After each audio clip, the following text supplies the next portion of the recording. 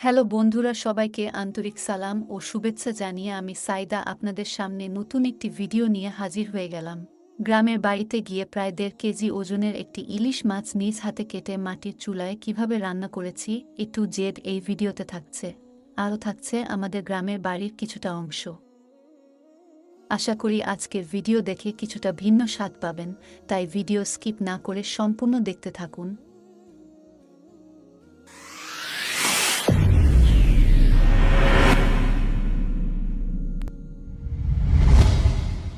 এখানে আমি একটা বড় সাইজের ইলিশ মাছ আঁশ ছাড়িয়ে আগে থেকেই পরিষ্কার করে রেখেছি। বন্ধুরা, আমি গ্রামের বাড়ির উঠানে বসে মাছটাকে কেটে দেখাচ্ছি। মাথাটাকে বেশ সাবধানে কাটতে হবে। মাছের ভুঁড়ির সাথে পিত্ত থাকে, ওটা যেন কোনোভাবে বটির সাথে লেগে কেটে না যায়।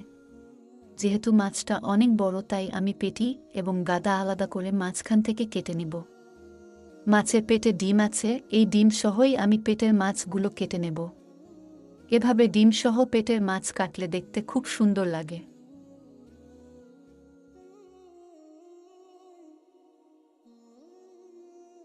গাদার মাছগুলো আমি কেটে নিয়েছি। ফ্রেন্ডস, এটা আমাদের গ্রামের বাড়ি। অসংখ্য স্মৃতি জড়িয়ে আছে এ বাড়িতে। যদিও এখন এই বাড়িতে কারো থাকা হয় না, বছরে ২-৪ বার বাবা মায়ের স্মৃতিচারণের উদ্দেশ্যে এখানে চলে আসি। অসংখ্য গাছপালা ভরপুর আমাদের এই গ্রামের বাড়িটি। এই হলো মিস্টার পপাই, ওনাকে খুব ছোটবেলা থেকেই আমাদের বাসায় পোষা হয়েছে। উনি আমাদের সাথে ঢাকা থেকে বেড়াতে চলে আসছে। ভিউয়ার্স, আমার মাছ সম্পূর্ণ কাটা রেডি হয়ে গেছে। দেখুন, গ্রামের তাজা ইলিশ কাটার পরে দেখতে কতটা ইয়াম্মি লাগছে। মাছটা বেশ বড় সাইজের, তাই কাটার পরে পিছগুলো বেশ বড় বড় হয়েছে। এবার মাছগুলো ধুয়ে পরিষ্কার করে নেব। মাছ ধুয়ে পরিষ্কার করে রান্নার জন্য প্রস্তুত করে নিয়েছি। এবারে মশলা মাখিয়ে নেব। প্রথমে দিয়ে দিচ্ছি পরিমাণ মতো হলুদের গুঁড়া, এবারে দিচ্ছি পরিমাণ মতো মরিচের গুঁড়া, এবারে লবণ দিয়ে মেরিনেট করে নেব। একটু আলতো হাতে ঝাঁকিয়ে ঝাঁকিয়ে মশলাটাকে মাছের সাথে ভালোভাবে মেরিনেট করে নিচ্ছি। সম্পূর্ণ মশলা আমি মাছের সাথে মেরিনেট করে নিয়েছি। বন্ধুরা, কালারটা কি সুন্দর এসেছে মেরিনেটের পরে দেখুন। আগে থেকেই মাটির চুলায় একটি ফ্রাই প্যান গরম করতে দিয়েছিলাম। এর মধ্যে দিয়ে দিচ্ছি পরিমাণ মতো সরিষার তেল। তেলটা ভালোভাবে গরম হয়ে গেলে এই তেলে মাছগুলো হালকা করে ভেজে নেব। প্রথমে আমি গাদার মাছ একে একে ফ্রাই প্যানে সাজিয়ে দিচ্ছি।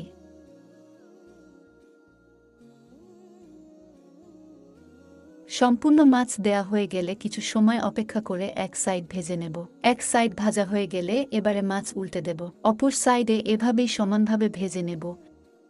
এই মাছগুলো ভাজা হয়ে গেছে, একে একে উঠিয়ে একটি আলাদা পাত্রে রেখে দিলাম।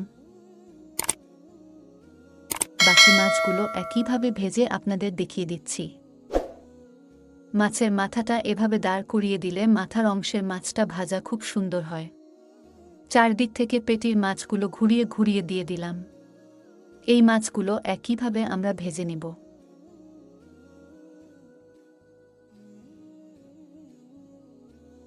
দেখুন, পেটের মাছগুলো ভাজার পরে দেখতে কত সুন্দর লাগছে।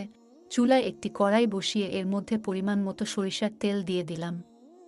হাফ কাপের মতো কুচানো পেঁয়াজ দিয়ে ভাজতে শুরু করলাম।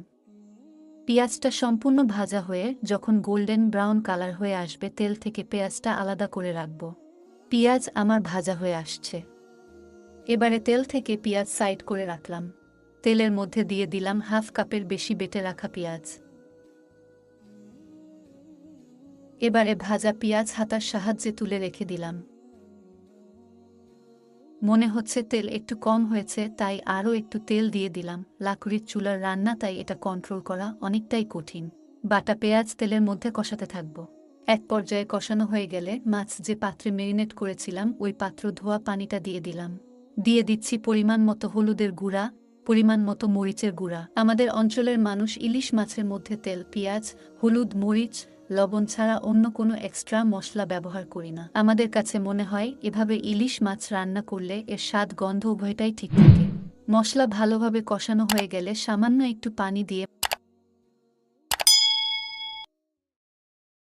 মাছগুলো একে একে এই মশলার মধ্যে দিয়ে দিচ্ছি। মাছ সম্পূর্ণ দেয়া হয়ে গেলে এবারে পরিমাণ মতো পানি দিয়ে দিচ্ছি। মাছগুলোকে হাতার সাহায্যে আলতো হাতে চারদিক থেকে নেড়ে দিচ্ছি। এই তো এবারে মাঝারি আঁচে 15 মিনিটের মতো রান্না করব।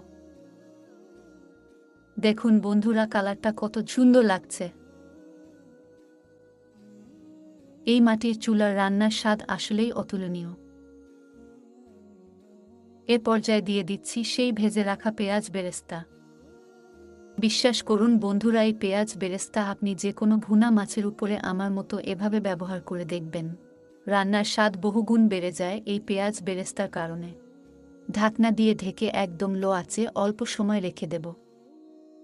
এবার ঢাকনা খুলে দেখাচ্ছি কতটা লোভনীয় হয়েছে আমার মাটির চুলার ইলিশ মাছ রান্না। বন্ধুরা, আপনারাই বলুন আমার রান্নাটা কেমন হয়েছে।